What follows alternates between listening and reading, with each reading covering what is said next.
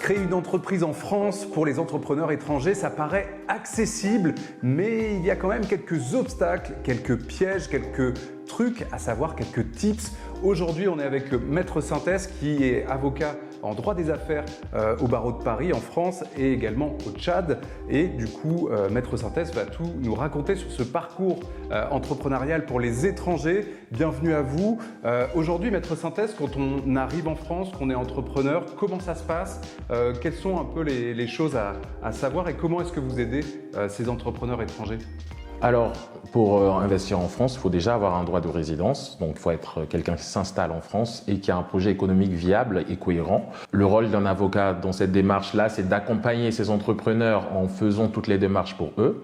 Ce n'est pas simplement créer une société en cliquant sur comment créer une société en ligne, mais il y a toute une stratégie derrière, tout un système à penser, toute une stratégie à élaborer et pour aboutir à la création de la société. Alors Maître, expliquez-nous votre parcours dans le droit des affaires. Vous avez cette binationalité entre le Tchad et la France. Racontez-nous un peu votre histoire.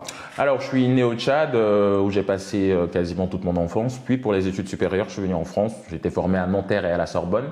Mais j'ai aussi eu la chance de travailler dans des cabinets à dimension internationale, des cabinets anglo-saxons, en droit des affaires, puis en droit du travail, deux matières qui m'intéressaient. Puis, naturellement, j'ai pensé dans mon exercice à m'inscrire dans mon pays d'origine, ce qui a été fait relativement facilement, même si ça a été un peu lent. Mais je me suis inscrit et je suis devenu avocat au barreau du Tchad, où je travaille dans le cabinet de mon père qui accompagne depuis de longues années, depuis une trentaine d'années à peu près, des grandes entreprises, des multinationales, que ce soit dans le secteur de l'énergie, des mines, de l'infrastructure évidemment, et dans les ressources humaines en droit du travail notamment. De cette expérience-là, je me suis dit, la thématique qui revient, le trait d'union entre ces deux expériences reste le fait qu'on accompagne essentiellement des personnes qui ne connaissent pas l'environnement dans le pays, des entrepreneurs qui veulent comprendre comment est-ce qu'on s'installe, quelles sont les règles qui existent dans le pays, quels sont les pièges, quels sont les mythes. Et en tant qu'avocat, je les aide à déconstruire et à simplifier, à fluidifier leur installation. Et la suite logique de cette expérience et de ces acquis-là, c'était de me dire, j'accompagne essentiellement au Tchad des entrepreneurs étrangers qui s'installent parce que c'est essentiellement des fonds étrangers qui font tourner l'économie. Pourquoi ne pas faire la même chose en France? Et j'ai réfléchi à ce sujet-là et j'ai construit toute une offre, toute une expertise autour de l'accompagnement des entrepreneurs qui veulent s'installer en France. Dans des cadres spécifiques, je m'adresse surtout à ceux qui ont un investissement assez conséquent à réaliser et qui veulent construire peut-être la suite d'un projet initié dans leur pays d'origine, peut-être une expérience professionnelle conclue et dans laquelle ils se disent: je veux aller à l'international, je veux viser un marché qui irradie le monde, la France étant un bon pays pour ce type de profil. J'ai calibré cette offre-là en ce sens.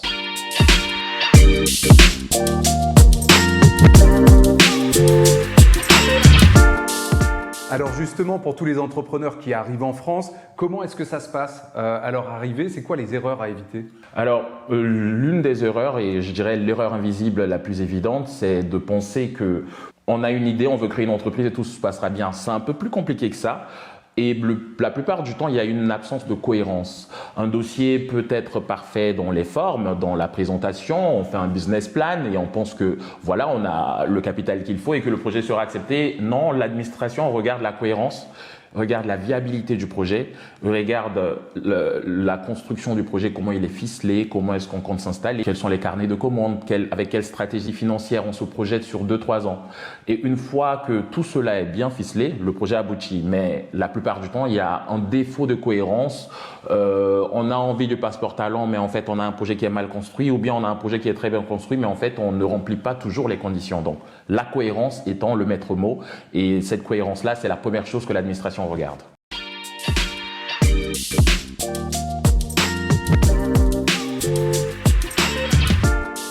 Alors, qu'est-ce qui est difficile à comprendre sur Passeport Talent pour les entrepreneurs qui viennent en France? Alors, dans 80% des cas, ce n'est pas le projet en soi-même. L'État ne se dit pas « tu as un projet, donc tu dois venir en France ». L'État va faire une validation basée sur 3 ou 4 critères très précis. Le premier, c'est la viabilité du projet. Est-ce que le projet économique tel qu'il est construit va fonctionner? Si c'est le cas, voilà, on coche une case très importante qui est la première chose qui est regardée. Deuxièmement, ce qu'on regarde, c'est est-ce qu'on a les compétences pour réaliser ce projet? Alors, on ne peut pas se lever un jour, alors qu'on a une carrière d'orfèvre, de choisir de se lancer dans la finance, par exemple, sans avoir les compétences. Donc, l'une des conditions, c'est de vérifier la compétence. Est-ce qu'on a une expérience dans le projet pour lequel on veut créer une société? Ou bien est-ce qu'on a un diplôme qui est en cohérence avec ce projet? Voilà donc le deuxième critère.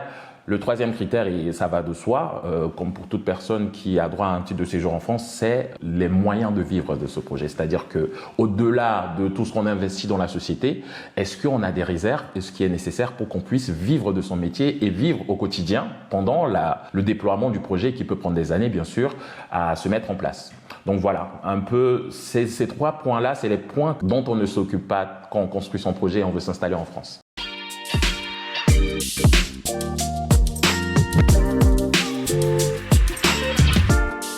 Pour Passeport Talent, 30 000 €, est-ce que c'est un mythe? Est-ce que c'est une réalité? Comment est-ce que ça se passe pour les entrepreneurs étrangers? Oui, c'est une obligation tout à fait réelle. Alors, l'erreur qu'on peut penser en voulant créer une société, c'est en pensant qu'on peut ouvrir une société avec un capital de 1000, 500 ou 100 €, comme on le fait souvent dans la création des SAS. Dans le cadre du Passeport Talent, pour l'obtenir, c'est-à-dire créer une société et avoir un droit de séjour minimum de 4 ans, il faut déposer 30 000 €. C'est le prix qui a été fixé par l'État français pour estimer qu'un projet sérieux est construit. C'est un peu une obligation réelle, ça permet de documenter le financement de la société, ça permet aussi de s'assurer que le projet pour lequel on accorde un droit de séjour de 4 ans à une personne est un projet sérieux. Et ce capital social-là permet de prouver qu'on a des moyens de financement qui donneront corps au projet envisagé.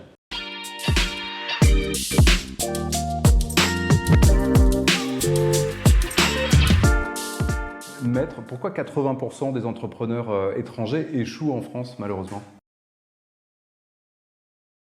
Le problème numéro 1, la plupart du temps, c'est l'ordre des décisions, le mauvais ordre des décisions.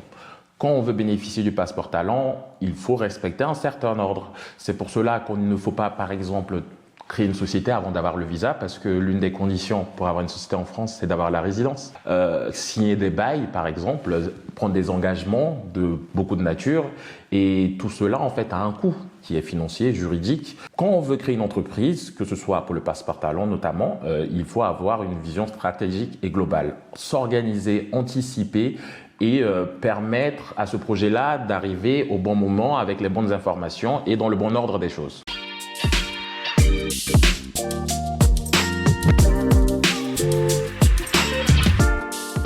Donc ça veut dire qu'en fait, créer sa société avant son visa, c'est un peu une erreur, quoi. Dans 90% des cas, oui. Beaucoup de personnes vont commencer la création de la société avant d'obtenir le visa. Et c'est une erreur à bien d'égards. La première étant simplement que cette société-là sera probablement refusée par le greffe du tribunal de commerce. Ce que l'administration recherche, c'est avoir un projet qui est validé. D'ailleurs, l'une des conditions de validation, c'est de présenter ce projet-là à l'administration qui va dire « ce projet-là, moi, il m'intéresse, il est viable, il me semble bien documenté, il me semble cohérent » et c'est seulement une fois que ce projet est validé en amont qu'on va aller demander le visa. Puis ensuite, on arrive en France et on crée la société.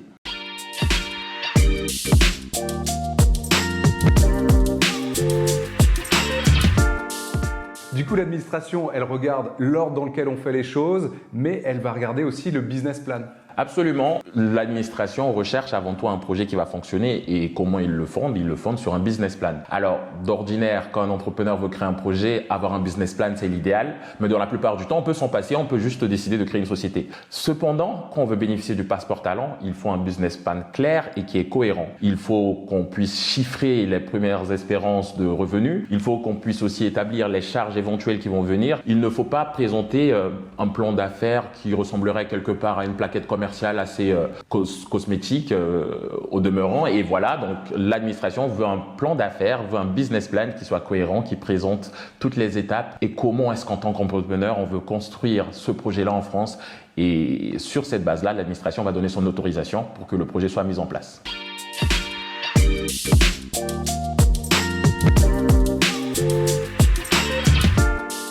Alors Maître, du coup, vous avez parlé du dépôt de capital, mais pour ouvrir un compte dans une banque française quand on est entrepreneur étranger, comment ça se passe ?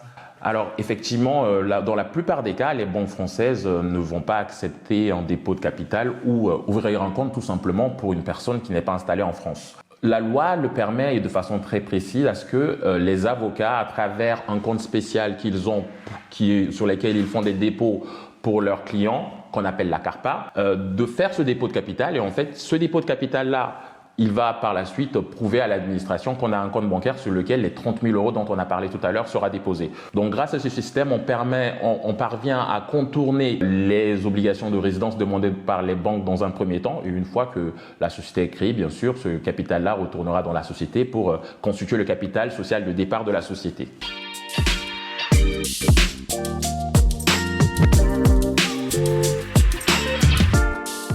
Donc du coup, on a des tips sympas avec la CARPA pour les comptes bancaires. Comment ça se passe quand on veut entreprendre en France sans statut ? Alors, entreprendre sans statut, c'est déjà ne pas respecter la loi. Alors, peut-être qu'il existe des personnes étrangères qui réussissent à avoir une activité économique qui tourne, mais entreprendre sans statut, c'est prendre le risque de faire l'objet de sanctions très graves, d'ordre pénal, mais administratif aussi. Ça peut être la prison, ça peut être des condamnations financières énormes, mais ça peut aussi être l'obligation de quitter le territoire français. La meilleure chose à faire, c'est anticiper toutes ces questions-là, organiser la création de son activité et demander le titre de séjour qui y correspond.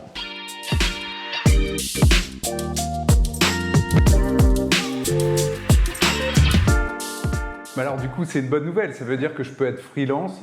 Si je vis en France, je ne suis pas obligé de monter une grosse entreprise, c'est ça ? Oui, c'est vrai.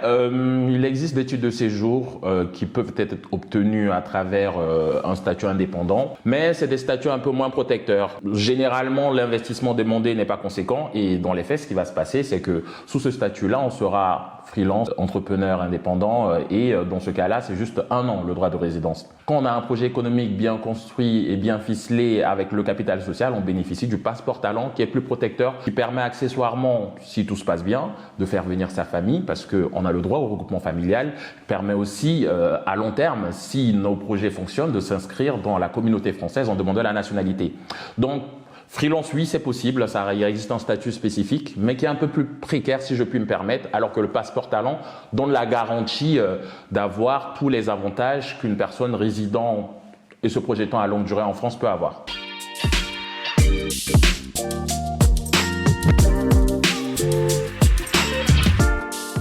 Ok, donc freelance, c'est vraiment un statut, disons, temporaire.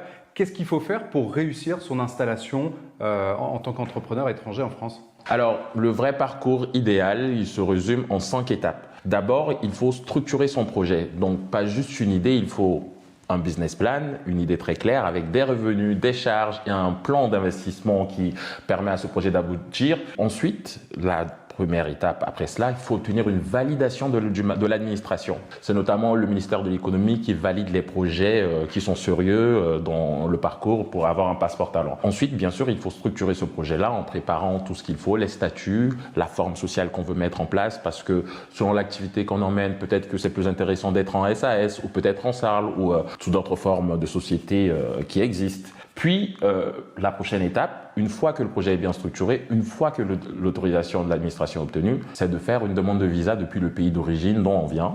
On présente l'autorisation de l'administration, on fait une demande de visa. Une fois que le visa est obtenu et qu'on est arrivé en France, la prochaine étape, la société est enfin créée. Et une fois que cette société est créée, on dépose une demande qui nous permet d'obtenir le passeport talent de minimum 4 ans.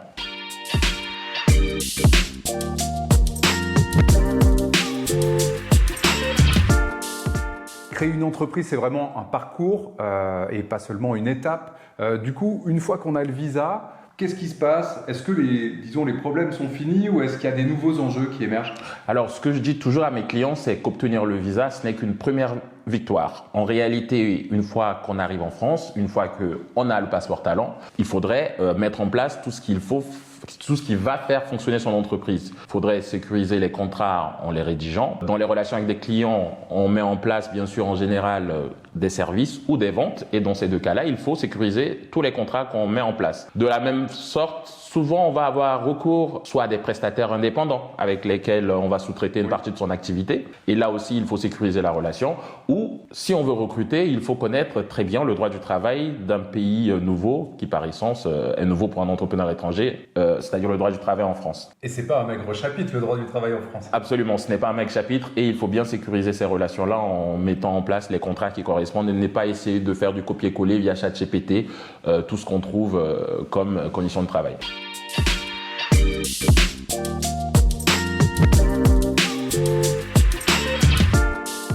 Alors ouais, on l'a vu, effectivement, aller chercher ces informations sur Internet, utiliser ChatGPT, c'est bien pour avoir une base, mais en vrai, faire appel à un avocat, c'est quand même mieux pour vraiment sécuriser vos affaires. Effectivement, il y a des erreurs aussi, des hallucinations sur ChatGPT. C'est quoi l'erreur la plus fréquente que font les entrepreneurs étrangers en France? Alors, je pense de manière générale, les entrepreneurs font l'erreur de négliger le juridique. Le juridique apparaît un peu comme un levier qui nous permet...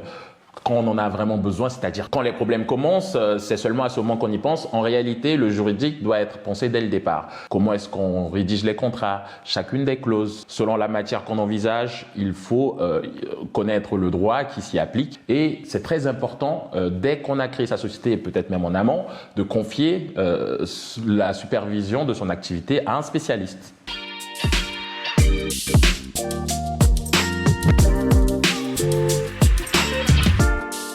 Alors là, ce que tu dis, c'est qu'évidemment, le succès, ça amplifie un peu les erreurs. Maintenant, si on parle bail commercial, j'ai envie de m'installer en France, d'ouvrir une boutique, comment ça marche? Alors, le bail commercial, c'est l'un des engagements les plus lourds qu'on prend. C'est-à-dire qu'on va signer un bail dans lequel on va s'engager pour une très longue durée et qui va un peu peser sur les fonds de la société. Typiquement, dans le même sillage que la sécurisation des contrats, le bail commercial obéit à des règles très spécifiques. Il y a des baux qui sont dans le long terme, il y a des baux qui sont dérogatoires et il est très important de sécuriser ce bail-là en ayant recours à un avocat qui nous aide dès le début, dès la cession du bail, à bien construire le projet et à faire en sorte qu'il ne pèse pas énormément sur notre projet économique.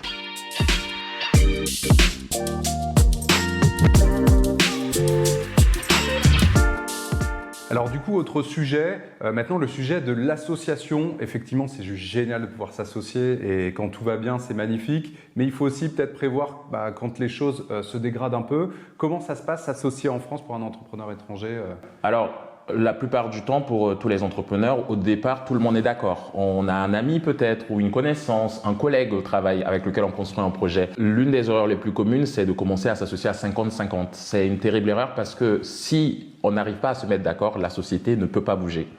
Et souvent, plus le succès vient, plus les désaccords apparaissent. Des désaccords, bien sûr, sur la stratégie, sur la rémunération et même sur la direction de la société. J'ai récemment le cas d'un développeur informatique de logiciels qui a construit à lui tout seul 99% du projet du point de vue technique et qui n'avait que 10% de part dans la société.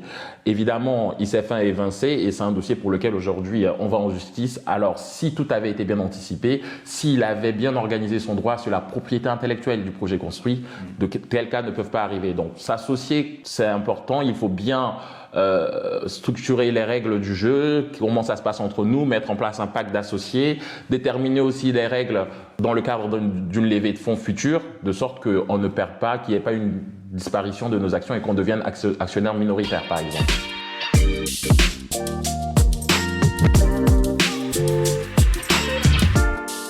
Ok, on a vu donc les baux commerciaux, l'association, ça peut déraper, mais ça peut aussi très très bien se passer. Il y a un autre sujet d'importance quand on est entrepreneur, qu'on investit en France, c'est le droit du travail, c'est embaucher son premier salarié. C'est quoi, disons, les obstacles qu'on peut rencontrer là-dessus? La France est un magnifique pays sur le droit du travail, mais il y a quelques tips à savoir en fait pour savoir s'acclimater dans cet univers juridique un peu particulier. Absolument. Recruter le premier salarié, c'est en général irréversible. C'est l'étape qui arrive quand notre projet fonctionne et qu'on a besoin d'autres personnes pour nous aider à mettre en place le projet. Alors, parfois, ça peut être dès le départ, mais toujours est-il que connaître le droit du travail, c'est très important. Souvent, on se dit qu'on recrute un salarié, il sera payé 2 000 € net et que peut-être on aura quelque peu de charges à côté, mais en France, les obligations sociales sont importantes. La France est un pays très protecteur des travailleurs et c'est normal puisque ça nous permet d'avoir un système qui fonctionne. Mais voilà, connaître bien ses obligations sociales, connaître bien les déclarations à faire à l'URSSAF, connaître bien la cotisation sur la retraite et tous les détails qui accompagnent le package brut du salaire, c'est important aussi. Donc se faire accompagner dans la structuration du contrat, dans le bon secteur, avec la bonne convention collective selon le secteur concerné, avec le bon salaire, avec le bon nombre de congés, et ça permet d'avoir une relation apaisée avec le salarié, avec soi-même et une entreprise florissante.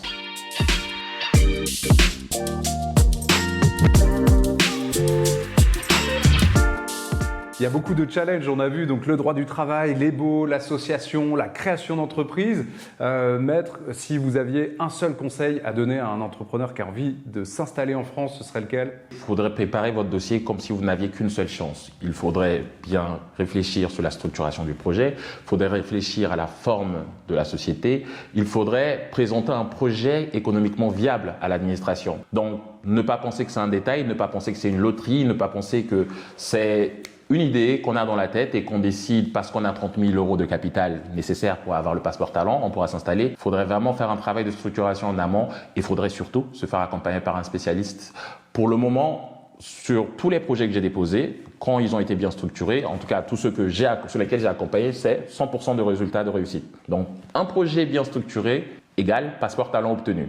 Ok, alors du coup, j'ai aussi compris que du coup, vous pouviez accompagner sur le long terme, mais aussi sur le court terme. C'est quoi la méthodologie de travail que vous avez? La plupart du temps, une fois, bien sûr, quand on a créé une société, il faut accompagner cette société dans sa vie. Je propose souvent un contrat de suivi à long terme aux entrepreneurs et en général, ils me présentent ce qu'ils veulent vendre, ils me présentent leurs difficultés, ils me présentent tout ce qu'il faut pour que leur société fonctionne. On a un appel et dans un délai de 24 à 48 heures, moi je fournis l'accompagnement juridique en analysant tout ce qu'ils me demandent, en analysant tous les éléments, les angles morts, et en analysant tous les angles morts et tous les produits qu'ils veulent vendre et je fais une structuration juridique, je leur fais un retour, soit parfois c'est des contrats, mais ça peut être simplement un conseil juridique sur comment mener à bien tel ou tel aspect de son activité. Merci Maître pour ces conseils, cette méthodologie et puis pour tous ces tips sur le passeport talent, sur l'accueil en fait des entrepreneurs étrangers en France. Très très intéressant. En tout cas, merci encore pour cet échange. C'est moi qui vous remercie. Je vous dis en tout cas à la prochaine et à très bientôt. Au revoir.